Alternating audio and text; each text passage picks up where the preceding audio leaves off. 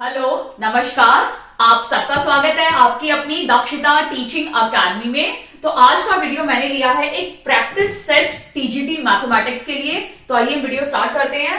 Late A and B the two towers with the same base.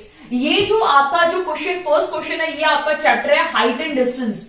अगर आपने देखा हो तो आपके टीजीटी मैथमेटिक्स में एक टॉपिक है हाइट एंड डिस्टेंस, जो बहुत ज्यादा इंपॉर्टेंट है। उसमें कुछ ही चीजें, अगर आपको वो चीजें अच्छे से समझ में आ जाती हैं, एंगल ऑफ एलिवेशन क्या होता है, एंगल ऑफ डिप्रेशन क्या होता है, तो आप अच्छे से इस चैप्टर को अटेम्प्ट कर सकते हो।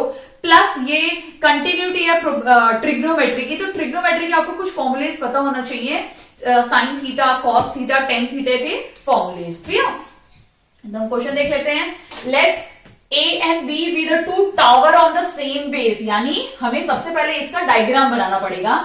तो एक सेम बेस मैंने ले लिया, ठीक है, और ए और बी दो टावर हैं ऑन द सेम बेस। तो ए और बी दो टावर हैं। मैं इसको थोड़ा सा ऊपर बना देती हूं ताकि मुझे सॉल्यूशन के लिए भी जगह मिल जाए, ठीक है।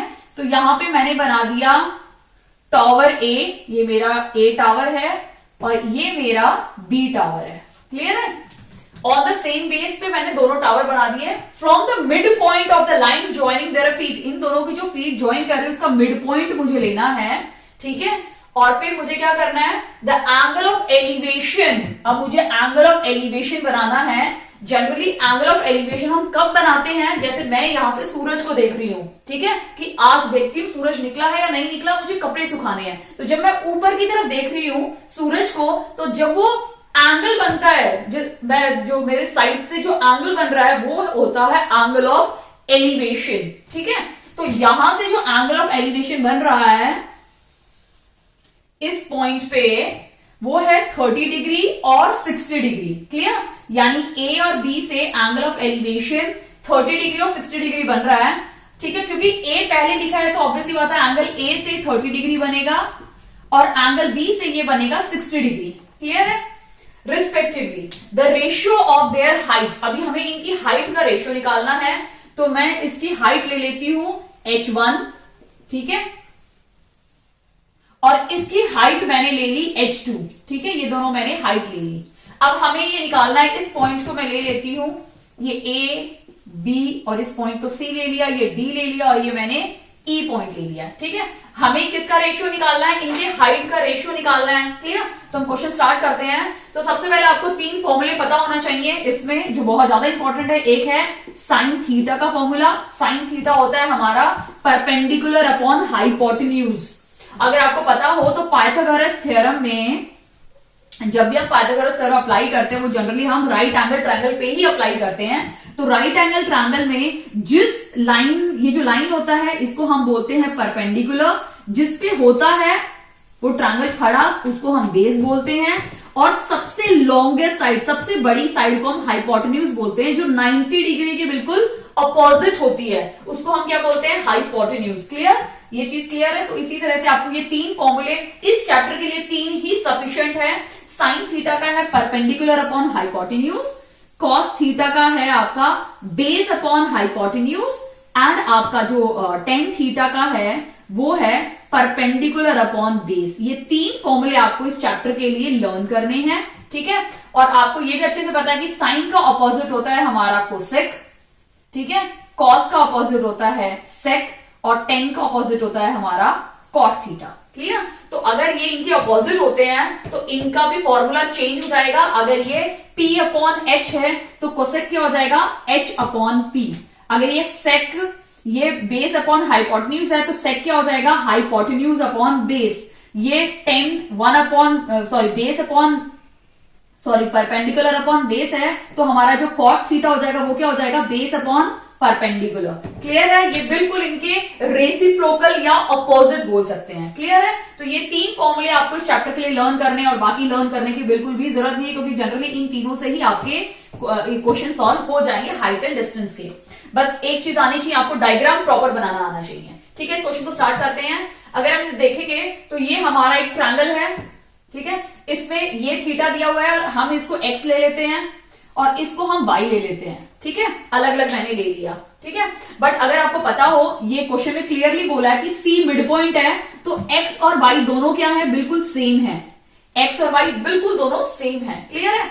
तो आप दोनों को एक्स भी ले सकते हो, दोनों को वाई भी ले सकते हो। हम ऐसा करते हैं, चलो दोनों को एक्स ही ले लेते हैं, तो ये भी एक्स हो गया, तो ये दोनों मेरे इक्वल थे, तो दोनों ही मैंने इसलिए एक्स ले लिया, क्लियर। यही क्वेश्चन में मैंने चेंजेस कर दिए। अब इस ट्रायंगल में अगर मैं टेन थीटा अप्लाई कर रही हूं तो टेन 30 डिग्री क्या हो जाएगा मेरा बेस, यानी H1 अपॉन एक्स हो जाएगा, क्लियर। अब जो टेन 30 की वैल्यू है वो हमारी होती है 1/√3, क्लियर है।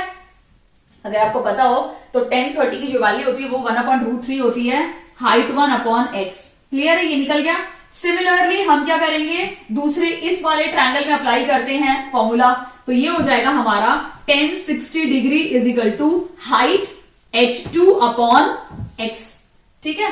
अब यहां से हम इसकी वैल्यू पुट करते हैं, तो ये हो जाएगा रूट 10 का मैं बता दूं, टेन 30 डिग्री 1/√3 होता है, टेन 45 1 होता है, और टेन 60 डिग्री √3 होता है। इसका एक इजी ट्रिक भी है, वो मैं आपको नेक्स्ट वीडियो में बताऊंगी, क्लियर। तो हमें रेशियो किसका निकालना है, यहां से हम H1 का रेशियो निकाल लेते हैं, तो हमारा H1 क्या हो जाएगा, H1 यहां पे आएगा, ये ऊपर चला जाएगा, तो √3/x हमारा क्या हो गया H1, क्लियर। यहीं से हम H2 की निकाल लेते हैं, H2 क्या हो जाएगा हमारा √3x, क्लियर है, ये दोनों निकल गए। अब हमें क्या निकालना, रेशियो निकालना है B/A, तो B हमने क्या लिया था H2, तो हम रेशियो निकालेंगे H2/H1, तो H2 हमारा क्या है √3x, H1 क्या है √3/x, क्लियर है ये चीज। ये x x कैंसिल हो गया, √3, ये जो √3 ऊपर जाएगा तो ये क्या हो जाएगा 3 हो जाएगा, क्लियर। और नीचे क्या बच जाएगा 1, तो इसका जो रेशियो निकलेगा वो हमारा क्या होगा 3:1 हमारा आंसर होगा, यानी हमारा ऑप्शन नंबर बी इसमें राइट आंसर होगा, क्लियर है। आई होप आपको अच्छे समझ में आ गया है। इसमें दो चीजों का ध्यान रखना है आपको, सबसे पहले आपका डायग्राम बहुत परफेक्टली बनना चाहिए। डायग्राम बन गया तो आपका सोल्यूशन आधा खत्म हो गया, मतलब आपने सॉल्व कर लिया, आपको आंसर मिल गया है। और आपको इसमें सिर्फ 3 फॉर्मूले लर्न करने हैं, sign theta, cos theta and tan theta का, क्लियर। अब नेक्स्ट क्वेश्चन देखते हैं, 2 स्टार्ट करते हैं, ठीक है। क्वेश्चन नंबर 2 हमारा ट्रिग्नोमेट्री से है, ठीक है। और इससे पहले वाला क्वेश्चन था एप्लीकेशन ऑफ ट्रिग्नोमेट्री। तो इस क्वेश्चन के लिए आपको क्या करना है, एनसीईआरटी की जो 10th स्टैंडर्ड की सीबीएसई की टेक्स्ट बुक अगर आप देखेंगे तो उसमें एक पूरा चैप्टर है ट्रिग्नोमेट्री का। ये स्पेसिफिकली एक लास्ट एक्सरसाइज है, इसको अगर आप बिल्कुल पढ़ के जाते हैं, प्रैक्टिस करके जाते हैं, तो आपको क्या होगा, जो भी स्टैंडर्ड क्वेश्चंस है ना वो आप सारे आंसर्स ऑब्वियसली ज्यादा प्रैक्टिस करेंगे तो कहीं ना कहीं दिमाग में स्टोर हो जाएगा। तो जब एग्जाम में पूछे जाएंगे तो हम उसको, अगर वही सेम क्वेश्चन एग्जाम में पूछा गया तो हम झट से उसका आंसर टिक कर सकते हैं बिना सॉल्व किए, ठीक है, क्योंकि हम इतने कॉन्फिडेंट हो जाते हैं सॉल्व कर करके, प्रैक्टिस कर करके। बट अगर सपोज आपने प्रैक्टिस नहीं की है या आप भूल गए उस टाइम पे, आप इस क्वेश्चन को सॉल्व करके भी देखना पड़ेगा, और ऑप्शन है ही नहीं हमारे पास। तो हम स्टार्ट करते हैं। इस टाइप का क्वेश्चन अगर आप देखेंगे तो सोल्यूशन में ऑप्शंस में यहाँ साइन कॉस है, यहाँ पे भी साइन कॉस है, यहाँ पे साइन कॉस है, सिर्फ सी को छोड़ के। तो हमें जब भी इस टाइप का क्वेश्चन मिले तो ये जो टर्म है ना टेन और कॉट को, उनको स्टैंडर्ड फॉर्म यानी साइन और कॉस में लेकर आना है। तो अगर आपको पता हो वो फॉर्मूला, तो टेन थीटा का फॉर्मूला होता है sine theta upon cos theta, ठीक है। और टेन का ऑपोजिट होता है हमारा कॉट थीटा, तो कॉट को हम कैसे लिखेंगे, cos theta upon sine theta. ये तो शायद सबको फॉर्मूले पता होना चाहिए, ठीक है। तो यही फॉर्मूले हम यहाँ पे यूज करने वाले हैं, क्लियर। तो मैं लिख देती हूं कॉस ए, नीचे 1 minus sign A upon cos A, clear. ये जो थीटा है इसकी जगह पे आप ए बी सी डी या कोई भी एंगल भी लिख सकते हैं अगर क्वेश्चन में गिवन है तो यहाँ पे हो जाएगा साइन ए और नीचे हो जाएगा 1 minus cos A upon sine A, clear है। सेकंड स्टेप, अब हम क्या करेंगे, सबसे पहले ट्राई करेंगे कि ये जो हमारा जो न्यूमरेटर डिनोमिनेटर पार्ट है, इन दोनों का एलसीएम लेके इसको सॉल्व करने की पूरी कोशिश होगी हमारी, ठीक है। तो कॉस ए और नीचे क्या हो जाएगा, नीचे भी कॉस ए रहेगा, और एलसीएम लेंगे तो ये हो जाएगा कॉस ए माइनस साइन ए, ठीक है, प्लस ऊपर साइन ए है हमारा, नीचे हो जाएगा sign A minus cos A, और नीचे हमारा ऑलरेडी एक साइन ए है, क्लियर। बट अब जब इनको सॉल्व करेंगे, ये दोनों डिनोमिनेटर टर्म है नीचे वाली, तो जब ये ऊपर जाएंगी ये डिनोमिनेटर टर्म, तो ये नीचे वाली ऊपर चली जाएगी, ऊपर वाली नीचे आ जाएगी, ठीक है। तो ये इससे जाके मल्टीप्लाई हो जाएगा, क्लियर है। तो क्या हो जाएंगे ये दोनों टर्म, ये हो जाएगा cos square A upon cos A minus sign A plus ये भी ऊपर चला गया तो ये हो जाएगा साइन स्क्वायर ए और नीचे आ जाएगा sign A minus cos A. Clear है?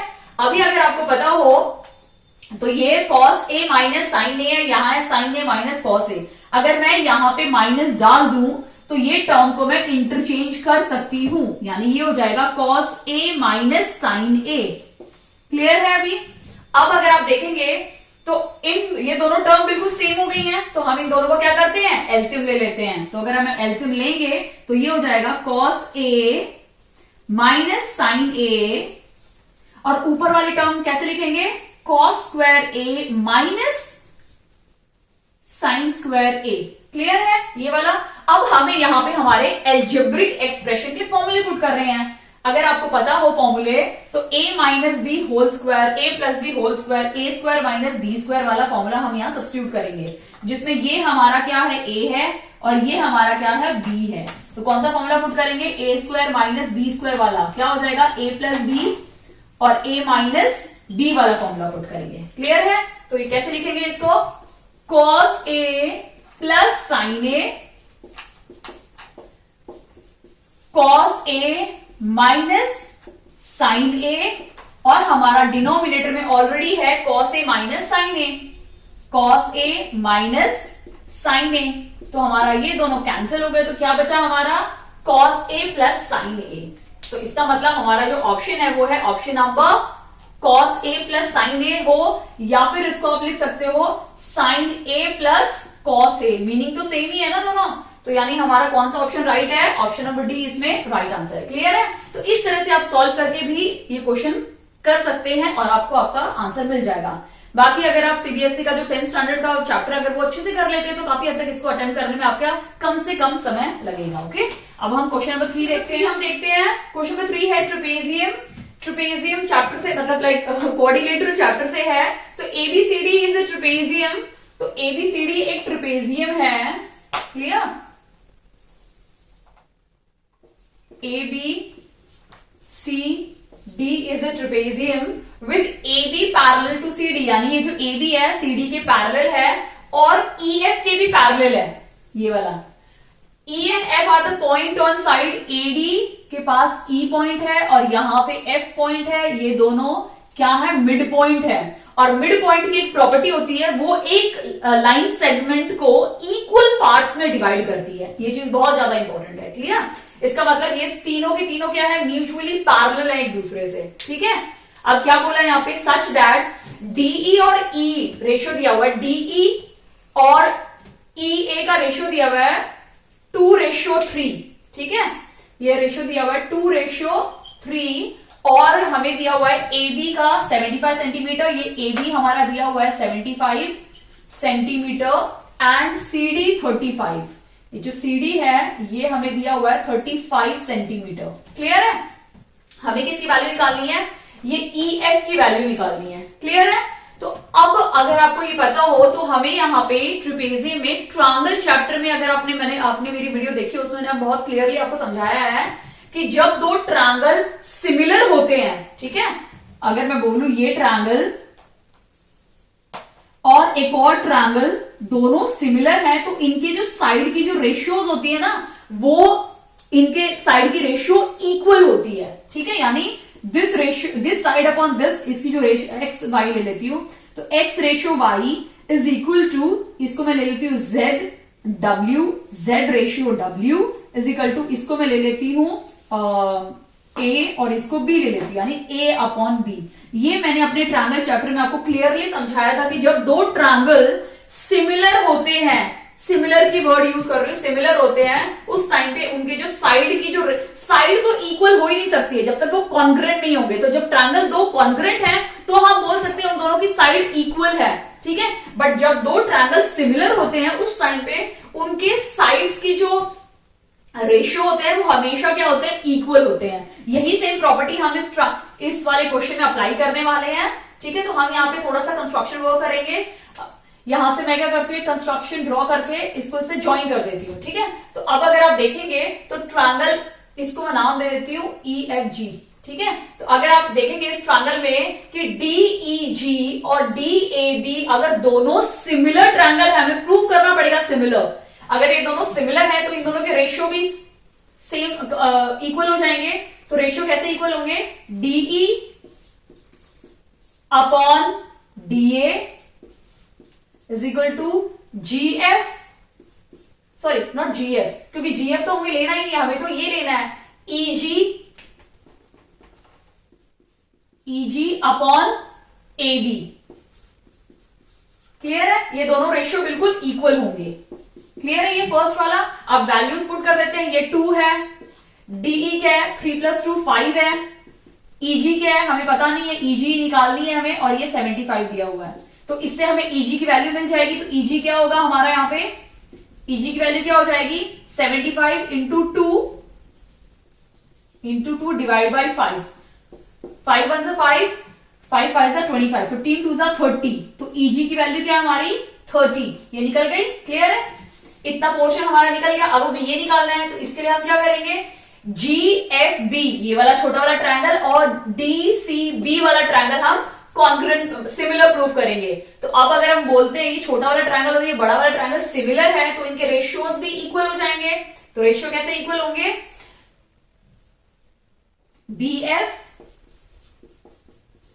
BF upon BC is equal to GF।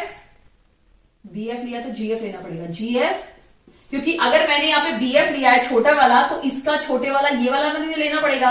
बड़ा लेती हूं तो इसका ये बड़े वाला लेना पड़ेगा, DC। क्लियर है? तो इससे हमें किसकी वैल्यू मिलेगी? BF की वैल्यू क्या है? BF क्या है हमारा? 3, BC क्या है? 5, GF क्या है नहीं पता, जो हमें निकालना है, और DC क्या है मेरा? 35। तो इससे मुझे किसकी वैल्यू मिल जाएगी? GF की वैल्यू मिल जाएगी। क्या हो जाएगा? यहीं पे कैंसिल भी कर सकते हो आप, अगर आपको आता हो तो आप कैंसिल भी कर सकते हैं। 5 7 से 35 और 7 3 से 21। क्लियर हो गया? अब हमें क्या करना है? ये पूरे की निकालनी है। इतना हमारा क्या है? 30, और इतना हमारा क्या है? 21। दोनों को ऐड कर दो, 30 + 30 40 50 51। क्लियर? यानी हमारा जो ऑप्शन है वो क्या है? ऑप्शन नंबर ए इसमें राइट आंसर है। क्लियर है? ये प्रॉपर्टी कुछ जो प्रॉपर्टीज मैंने अपनी वीडियोस में समझाई है, प्लीज उसको ध्यान से देखिए, बहुत ज्यादा इंपॉर्टेंट है, क्योंकि उन्हीं प्रॉपर्टीज को यूज करके हमें क्वेश्चन सॉल्व करने हैं। क्लियर है? अब हम नेक्स्ट क्वेश्चन देखते हैं। तो हम देखते हैं the difference between 2 complementary angle. अगर आपको पता हो, कॉम्प्लीमेंट्री एंगल वो एंगल होते हैं जिनका सम कितना होता है? 90 डिग्री होता है। ठीक है? और यहां बोला है कि 2 कॉम्प्लीमेंट्री एंगल, तो हम क्या लेंगे? x + y, मैंने 2 कॉम्प्लीमेंट्री एंगल लिया जिसका सम क्या है? 90 डिग्री हो गया। अब यहां बोला है कि द डिफरेंस बिटवीन, डिफरेंस का मतलब होता है माइनस करना है हमें, 15 है, यानी 2 कॉम्प्लीमेंट्री एंगल का जो डिफरेंस है वो क्या है? 15 डिग्री। क्लियर? हमें क्या करना है? सबसे पहले तो एंगल्स निकालने हैं x और y, और उनका फिर रेशियो निकालना है, ग्रेटर एंड स्मॉलर एंगल। यानी ग्रेटर जो भी बड़ा नंबर होगा उसका बड़ा नंबर, बिगर नंबर या लार्जर नंबर बोल सकते हैं, अपॉन स्मॉलर नंबर का हमें क्या निकालना है? रेशियो निकालना है। क्लियर? तो हम स्टार्ट करते हैं। तो मैं सबसे बेसिक मेथड जो अब हम सबको आई थिंक आता ही होगा, एलिमिनेशन मेथड आप यूज कर सकते हैं। जो लीनियर इक्वेशन है 2 वेरिएबल में मैथमेटिक्स में है, आप 3 मेथड है लीनियर इक्वेशन, 2 वेरिएबल में 3 मेथड्स आप कोई भी यूज कर सकते हो, क्रॉस मल्टीप्लीकेशन, एलिमिनेशन या सब्स्टिट्यूशन। तो मैं प्रेफर करती हूँ हमेशा एलिमिनेशन, कम से कम समय में वो निकल जाता है। तो मुझे क्या करना है? यहाँ पे कुछ भी नहीं करना, कैंसिल करना है। तो ये कैंसिल हो जाएंगे दोनों, यहाँ क्या बचेगा? 2x, और ये हो जाएगा 105। क्लियर है? तो x की वैल्यू मिल जाएगी मुझे 105 डिवाइड बाई 2, 2 5 जा 10, 2 2 जा 4.5, यानी x की वैल्यू मुझे मिल गई। अब x की वैल्यू मिल गई तो मुझे y की निकालनी है, तो मैं क्या करूंगी? यहाँ पे y की वैल्यू निकालूंगी। तो y क्या हो जाएगा? 90 माइनस x, तो मैं 90 से 52.5 को माइनस कर दूंगी, तो ये हो जाएगा 5। ठीक है? 7, और यहां पे बच गया 8 में से 3 गया 37 पॉइंट, ये हो जाएगा। तो y की वैल्यू भी मेरी मिल गई, ये मेरी x की वैल्यू मिल गई, ये मेरी y की वैल्यू मिल गई। अब मुझे क्या करना है? रेशियो निकालना है।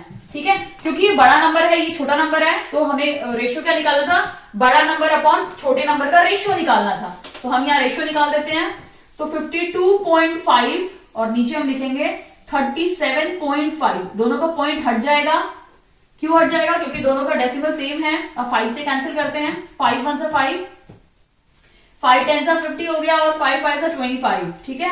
5 7 35 और 5 5 25, फिर से 5 से कैंसिल करते हैं, 5 1 5, 5 5 25, 5 2 10 और 5 1 5, 3 5 15 और 3 7 21, यानी जो हमारा जो राइट आंसर है वो क्या है? 7:5 इसका हमारा राइट आंसर है। ऑप्शन नंबर ए इसमें राइट आंसर। क्लियर है?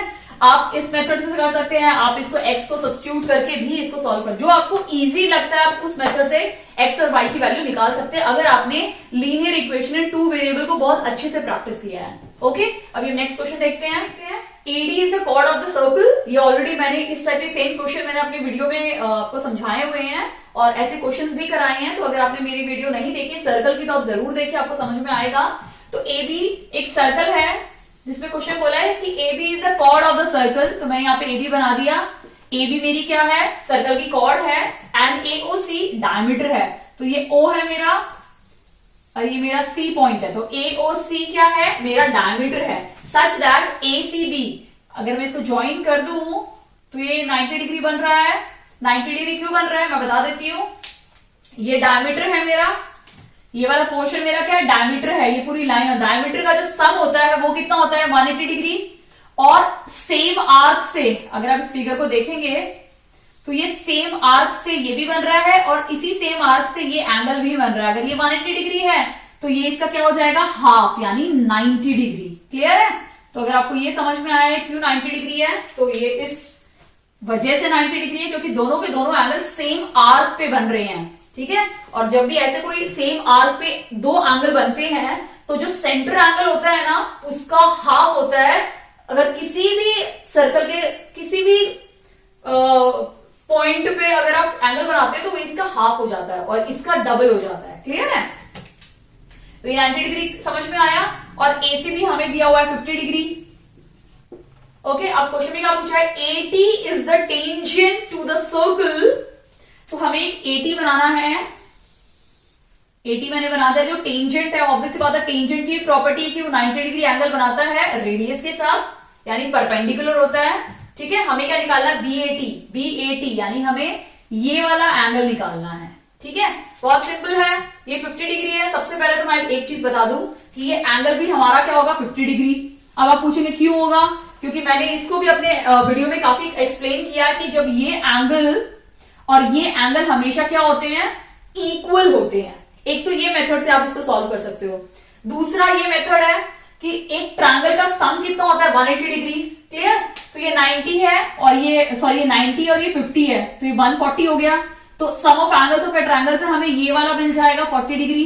ठीक है? और मैंने ये बताया 90 है, तो 90 में से अगर ये 40 है तो ये कितना हो गया? 50 डिग्री। आप उस मेथड से भी इसको निकाल सकते हैं। क्लियर है? तो आई होप आपको अच्छे समझ में आ गया है। ये वाला ट्रायंगल को देखेंगे तो sum of angles of a triangle is 180 degree. ये 90 है तो इससे आपको 40 मिल गया। क्योंकि ये टेंजेंट है, टेंजेंट 90 डिग्री बनाता है, तो ये 40 है और ये पूरा 90 है, तो ये हमारा क्या मिल गया? 50 डिग्री। क्लियर है? बट स्टिल जिनको डाउट है प्लीज मुझे कमेंट सेक्शन में कमेंट करके जरूर बताइए, मैं इसको एक्सप्लेन करूंगी। आई थिंक मुझे लिखने की जरूरत नहीं है, मैंने डायग्राम में आपको कितने अच्छे से एक्सप्लेन किया है। क्लियर? अब हम नेक्स्ट क्वेश्चन देखते हैं। स्टार्ट करते हैं। The vertex of a triangle okay, अभी हम क्वेश्चन को 6 स्टार्ट करते हैं। The area of triangle, triangle का एरिया दिया हुआ है और ये जो क्वेश्चन आपका कोऑर्डिनेट ज्योमेट्री से है। तो मैं आपको एक चीज बता दूं कि कोऑर्डिनेट ज्योमेट्री में आपको 3 चीजें हमेशा लर्न करनी है, 3 ही फॉर्मूले उसमें। सबसे पहला है आपका डिस्टेंस फॉर्मूला, कि किसी भी दो पॉइंट के बीच का अगर आपको डिस्टेंस निकालना है तो आपको ये डिस्टेंस फॉर्मूला यूज करना है। सेकंड आपका आता है सेक्शन फॉर्मूला, कि अगर किसी भी एक लाइन को किसी रेशियो में डिवाइड किया है या रेशियो निकालना है या रेशियो में डिवाइड किया उसके पॉइंट्स निकालने हैं तो आप सेक्शन फॉर्मूला यूज करेंगे। और थर्ड आता है हमारा एरिया ऑफ ट्रायंगल, जो फॉर्मूला मैं अभी यूज करने वाली हूं इस क्वेश्चन के लिए। क्लियर? क्योंकि मुझे क्या दिया है? कोऑर्डिनेट्स दिए हुए हैं और उस कोऑर्डिनेट में एक कोऑर्डिनेट का हमें वैल्यू निकालनी है। क्लियर? तो एक ट्रायंगल दिया हुआ है, एरिया कितना है उसका? 5 स्क्वायर यूनिट हमें एरिया दिया हुआ है। क्लियर? और वर्टेक्स दिए हैं, मैं इसको ए ले लेती हूं 2,1, ठीक है? ये बी ले लेती हूं 3, -2 और सी मैं ले लेती हूं 7/2/y, ये जो y का हमें वैल्यू निकालनी है, ठीक है।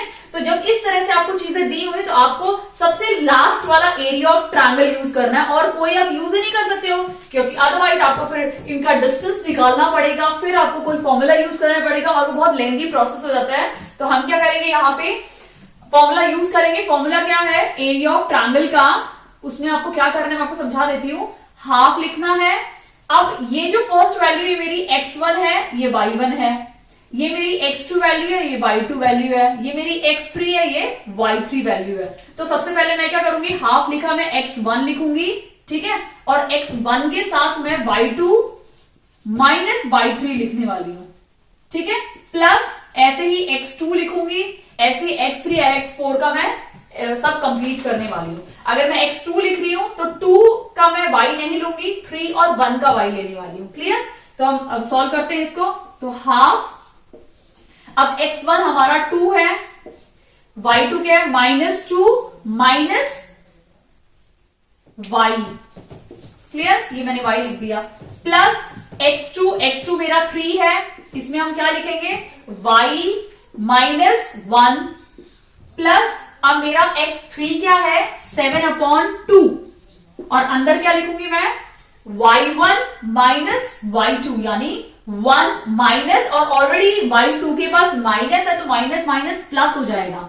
क्लियर है? अब इसको हम सॉल्व करते हैं तो ये हाफ बाहर ही रहेगा। इसको सॉल्व कर लेते हैं तो ये क्या हो जाएगा, -4 और -2y प्लस 3y -3, और इसको सॉल्व करेंगे तो 3 हो जाएगा, और 3 7 21 डिवाइड बाई 2। क्लियर है? अब देखिए हमारे पास यहाँ पे एक ही वेरिएबल है, y है, तो मैं इन दोनों को सॉल्व कर लेती हूँ। इन दोनों को सॉल्व करूंगी तो मेरा y आएगा, ठीक है, और इन दोनों को जब मैं सॉल्व करती हूँ तो मेरा आएगा y -7। क्लियर है? प्लस 21 डिवाइड बाई 2, ये अंदर की वैल्यू है, बाहर मेरा क्या है, हाफ। ठीक है, अब इसको हम सॉल्व कर लेते हैं। आप इस टर्म को सॉल्व कर सकते हो, अदरवाइज आप इस पूरे ब्रैकेट को ओपन करोगे तो हमारी दूसरी तरफ वैल्यू क्या है, 5। तो ये 2 वहां जाके क्या बन जाएगा, 10 हो जाएगा। तो मैं इसको हटा देती हूं और इसको भी हटा के मैं यहां क्या लिख देती हूं, 10। तो मेरा यहां पे क्या हो गया, 10। क्लियर है? अब मैं ब्रैकेट अगर ओपन भी करती हूं तो मैंने ये ब्रैकेट ओपन कर दिया, ठीक है। तो इन दोनों को सॉल्व कर लेते हैं हम लोग, अदरवाइज y को यहीं रहने देते, बाकी टर्म को सबको वहां ले जाते हैं। तो y यहां पे रहेगा तो क्या हो जाएगा, 10, ये माइनस है, वहां जाके प्लस हो जाएगा 7, जो बन जाएगा मेरा 17। ठीक है, तो मैं इसको डायरेक्टली 17 लिख देती हूँ। ये प्लस है, वहां जाके माइनस हो जाएगा, 21 डिवाइड बाई 2। अब इसका हम एलसीएम लेके सॉल्व कर देते हैं, तो 2 एलसीएम आ जाएगा, -21 और 17 2 34। क्लियर है? 34 में से माइनस करेंगे तो हमारा क्या आएगा, 3, और ये 1 13। ठीक है, तो इसका हमारा जो y की वैल्यू आ गई वो क्या है, 13/2, यानी हमारा जो राइट ऑप्शन कौन सा है, ऑप्शन नंबर ए इसमें राइट आंसर है। क्लियर? क्योंकि हमें y की वैल्यू ही निकालनी थी और y की वैल्यू हमें मिल गई 13/2। क्लियर है? अगर आपको कोई भी डाउट हो तो प्लीज कमेंट सेक्शन में कमेंट करके जरूर बताइए, मैं आपको वापस एक्सप्लेन करूंगी। लेकिन मैं आपको हर एक क्वेश्चन के साथ साथ आपको वो भी बता रही हूँ कि किस चैप्टर से ये है और उसमें आपको कितना और पढ़ना है। क्लियर? हम देखते हैं क्वेश्चन नंबर 7 में क्या दिया हुआ, ये भी एक सर्कल चैप्टर से है, तो हमें निकालना है ACB।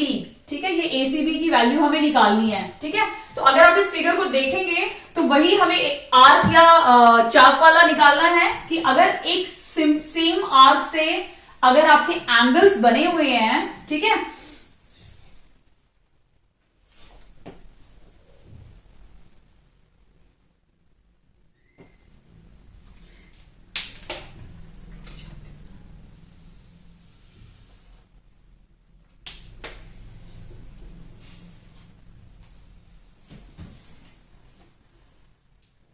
ओके, अभी क्वेश्चन नंबर 7 हम देखते हैं। फाइंड द एंगल ACB, यानी हमें ये वाला एंगल निकालना है। क्लियर? ये वाला एंगल हमें फाइंड करना है, ठीक है, इन द फिगर। तो अब अगर हम फिगर में देख लेते हैं तो सबसे पहले अगर आप देखेंगे O और ये दोनों मेरी क्या है, रेडियस है, तो ऑब्वियसली बात है दोनों बिल्कुल इक्वल होंगी, क्योंकि एक सर्कल पे सेंटर से मैं कहीं पे भी रेडियस बनाऊं, ये सारी की सारी रेडियस सेम रहेंगे। ऐसा नहीं कि यहाँ 4 है तो यहाँ पे 3, यहाँ पे 2, ऐसा नहीं है। सेंटर से किसी भी पॉइंट पे अगर मैं देखूं तो सारी की सारी रेडियस बिल्कुल सेम रहेंगी। क्लियर? तो इसका मतलब ये दोनों बिल्कुल सेम है। अगर ये 45 डिग्री है तो हमारा एक प्रॉपर्टी हमें यूज करनी है आइसोसेलेस ट्रायंगल की। आइसोसेलेस ट्रायंगल की प्रॉपर्टी क्या है कि कि जब दो साइड इक्वल होती हैं तो उनके ऑपोजिट एंगल्स भी इक्वल होते हैं।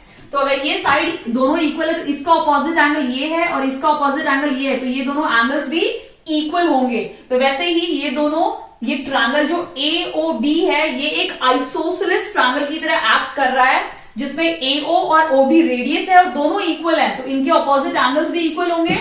क्लियर? तो अगर हमें ये 45 दिया हुआ है तो ये भी हमारा क्या हो जाएगा, 45 डिग्री एंगल हो गया।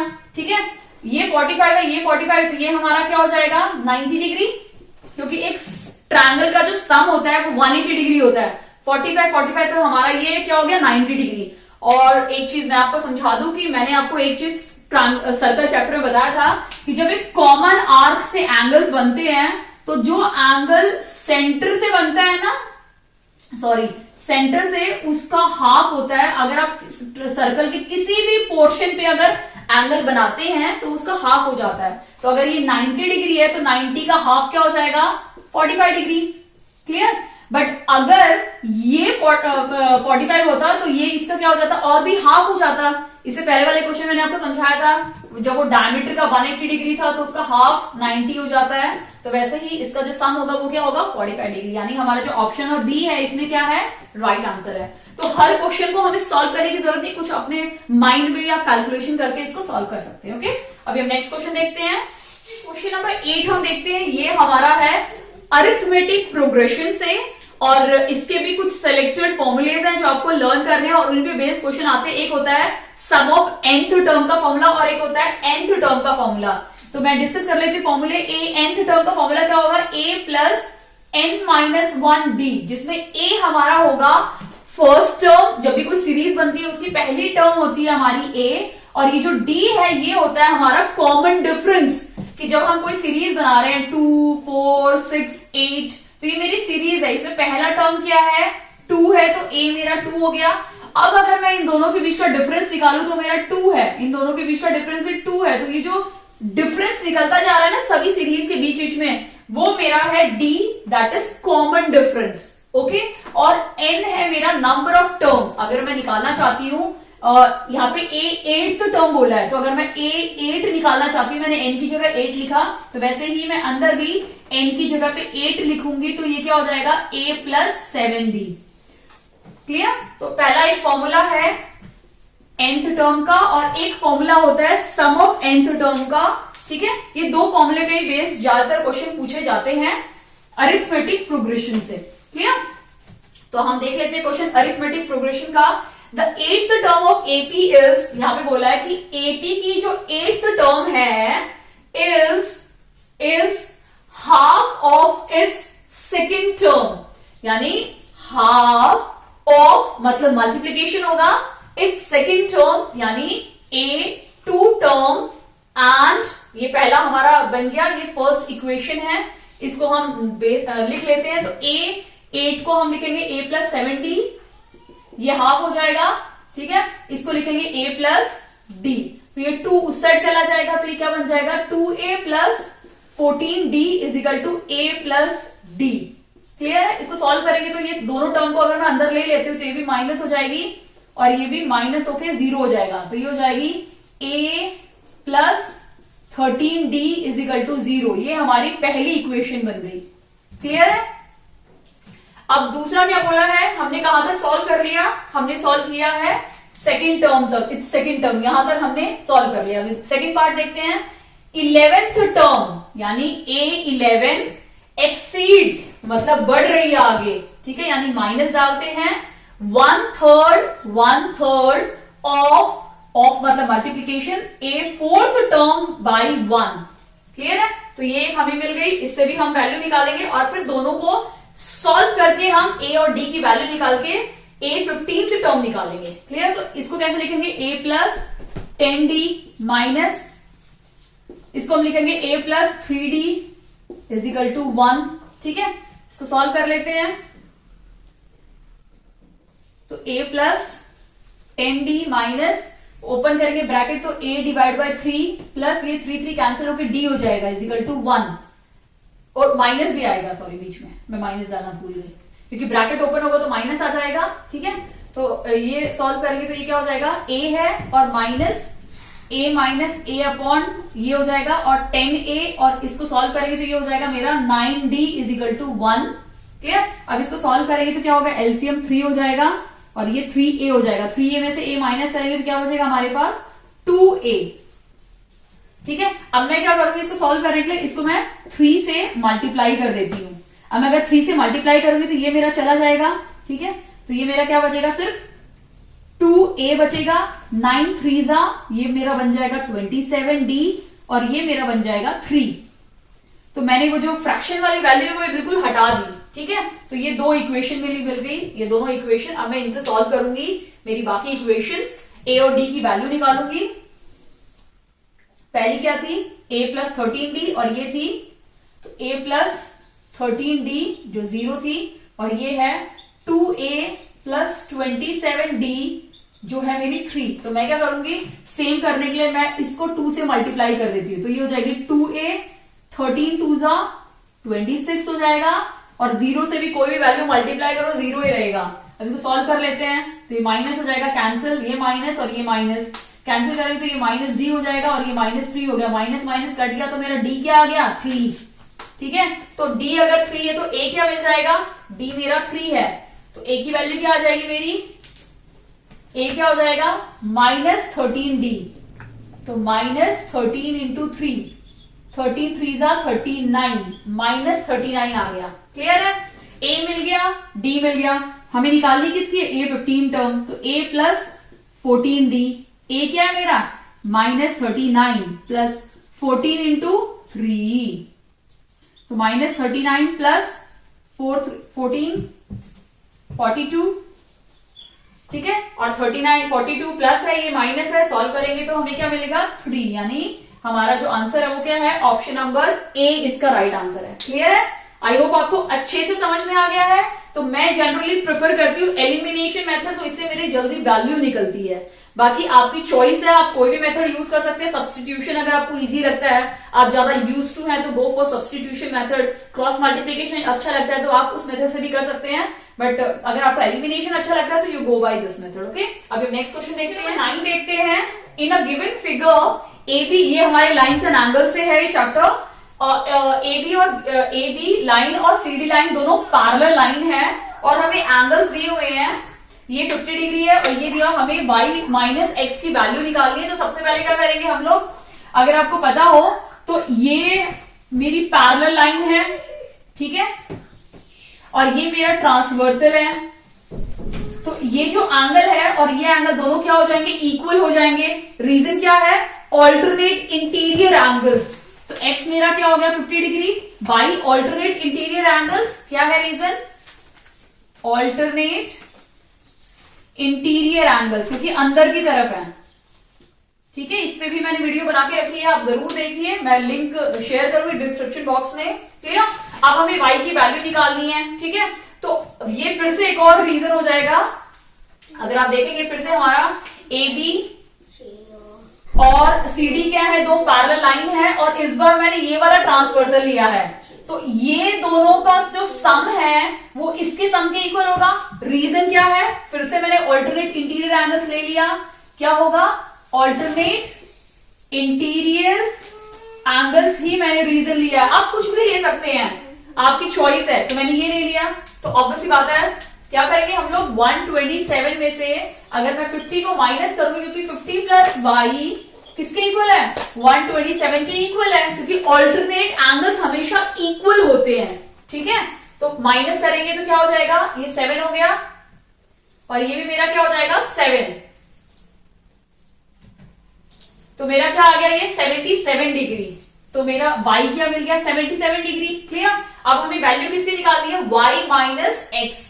तो y माइनस एक्स यानी 77 में से मुझे 50 माइनस करना है, तो ये 7 आ गया, 2 आ गया, यानी मेरा जो आंसर है वो क्या है 27 डिग्री। यानी हमारा जो राइट आंसर है वो क्या है, ऑप्शन नंबर बी। क्लियर है। तो आप इसको वैसे भी सॉल्व कर सकते थे, ये 50 आ गया, ठीक है, इससे ऑल्टरनेट एंगल से आप ये निकाल सकते थे, और सम ऑफ एंगल से भी ये y की वैल्यू आपकी मिल सकती थी। बट जो शॉर्टेस्ट मेथड होता है वो आप ऑप्ट कर सकते हैं, दैट इज मैंने ऑल्टरनेट ले लिया। क्लियर है। अब हम नेक्स्ट क्वेश्चन देखते हैं, क्वेश्चन नंबर 10 देखते हैं। The perimeter of a base of a right circular cone ठीक है। तो कोन का जो हमें पेरीमीटर दिया हुआ है वो दिया हुआ है 16 पाई, और अगर आप आंसर में देखोगे तो पाई में ही है, तो पाई को हमें चेंज करने की यहाँ पे जरूरत बिल्कुल भी नहीं है। और स्लैंटिंग हाइट दी हुई है 17 सेंटीमीटर। क्लियर है? तो सबसे पहले हमें क्या करना है, रेडियस निकालना है। तो अगर आपको पता हो तो इसका जो सर्कमफ्रेंस होता है, पेरीमीटर दिया हुआ है तो वो होता है 2 पाई आर, और ऑलरेडी यहाँ पे दिया हुआ है 16 पाई। पाई पाई दोनों कैंसिल हो गए, ठीक है। और अगर आप कैंसिल करोगे तो 2 8 16 हो गया, तो आर हमारा क्या है 8 सेंटीमीटर, हमें रेडियस मिल गया। तो ये रेडियस 8 सेंटीमीटर है। क्लियर? और ये हमारा 17 सेंटीमीटर है। क्लियर? निकाल सकते हैं पाइथागोरस थ्योरम से। तो 17 का स्क्वायर को जब आप माइनस करोगे 8 के स्क्वायर से तो आपको मिलेगा 15 का स्क्वायर। क्लियर है? जब आप इसको सॉल्व करोगे तो आपको पता चल जाएगा। तो ये हमारा मैंने डायरेक्टली सॉल्व कर दिया, 15 आ गया। ठीक है, मेरा 15 मिल गया है। अब मुझे निकालना क्या है, हाइट मिल गई, सब कुछ मिल गया। अभी हमें वॉल्यूम निकालनी है। ठीक है, वॉल्यूम ऑफ कोन। और वॉल्यूम ऑफ कोन का फॉर्मूला आपको याद होना चाहिए, वो है 1/3 पाई आर स्क्वायर एच। हमारा वॉल्यूम ऑफ कोन है, तो 1/3 पाई हम चेंज नहीं करेंगे। रेडियस क्या है 8 × 8, और हाइट क्या हमारी 15। ठीक है, 3 5 15। ठीक है, तो इसको सॉल्व कर लेते हैं। 8 8 64, 64 × 5, 5 4 20, 6 5 30 और 32 पाई। क्लियर? यानी हमारा जो आंसर है वो क्या है 320 पाई। और ऑब्वियसली बात है सेंटीमीटर क्यूब इसलिए आ जाएगा क्योंकि हमने यहाँ पे वॉल्यूम निकाला है। तो हमारा ऑप्शन नंबर ए हमारा इसमें राइट आंसर होगा। क्लियर? मैंने, अगर आपको जिनको फिर भी डाउट है कि मैंने कैसे ये निकाल दिया ये वाला चीज, तो आप जरूर मुझे पूछ सकते हैं। इसमें कुछ भी नहीं किया मैंने, 17 का स्क्वायर लिया = 8 का स्क्वायर प्लस ये मुझे नहीं पता तो मैंने h स्क्वायर ले लिया। ठीक है, 17 का आप स्क्वायर लिखिए, उसको माइनस कीजिए 64 से, तो आपको 225 मिलेगा। ठीक है, वो 15 का स्क्वायर होगा। इस तरह से आपको वैल्यू मिल जाएगी। और बेसिकली ये चीजें थोड़ी बहुत हमें लर्न होती है कि 17 8 होगा तो जरूर 15 ही आने वाला है।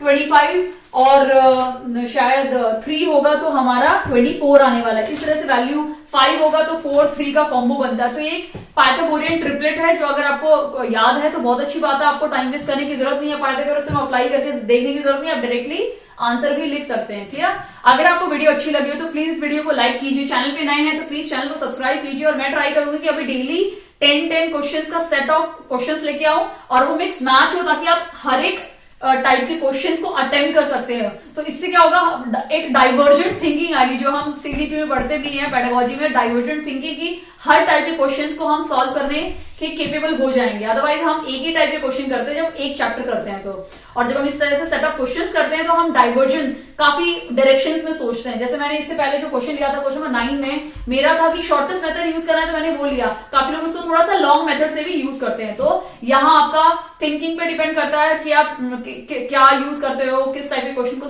कौन सी अप्रोच लेते हो। तो बहुत इंपॉर्टेंट है कि किसी भी क्वेश्चन को करने के लिए आपकी अप्रोच कैसी है। बेसिकली मैं ज्योमेट्री की बात कर रही हूँ। क्लियर? तो अगर आपने मेरा चैनल अभी तक सब्सक्राइब नहीं किया है तो प्लीज सब्सक्राइब कीजिए चैनल को। और आपके जो भी फ्रेंड्स या दोस्त रिश्तेदार जो भी केवीएस की प्रिपरेशन कर रहे हैं तो प्लीज उनके साथ जरूर शेयर कीजिए मेरी वीडियोस, ताकि उनको भी हेल्प मिले और वो भी अपने केवीएस एग्जाम को क्लियर करने में उनको भी मेरी वीडियो से काफी हेल्प मिले। Okay, thank you so much.